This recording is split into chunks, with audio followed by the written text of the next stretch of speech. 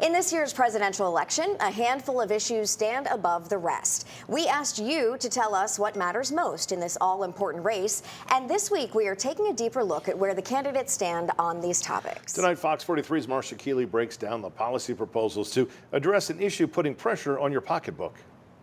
The United States has enjoyed a steady economic recovery since emerging from the global COVID pandemic that sent prices soaring. But things still aren't adding up for Americans struggling to make ends meet and put food on the table. The economic indicators of where we began and where we are now show that our economy is actually doing quite well.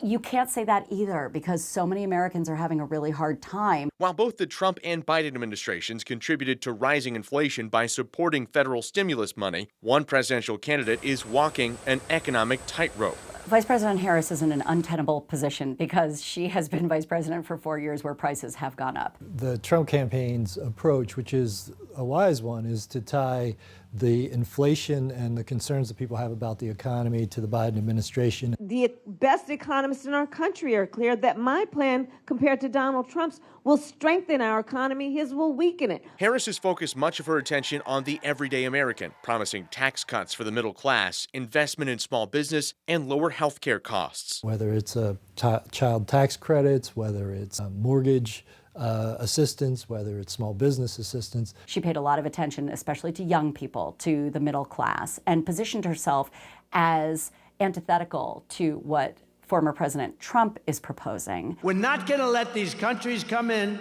and steal our product and steal our companies, and all we're left with is one thing: unemployment. Former President Trump has an advantage when it comes to the public perception of his ability to handle the economy. His proposal to end inflation includes tax cuts for workers, investment in American manufacturing, and jump-starting trade deals with other nations. Donald Trump is a tariff guy. This is what he's always believed in. People often support tariffs because they believe that other nations have an unfair advantage in coming into this large consumer market and selling goods. A tariff is simply a tax that is placed on an imported product. Harris has attacked Trump's proposals, claiming the tariffs would lead to higher prices for consumers. Economists have a similar view. The impact, obviously, would be an increase in the prices of many, many things. While both candidates pledge to lower taxes and eliminate any tax on tips, each proposal may have one fatal flaw. They are both proposing to cut taxes and to do other things that would help the middle class.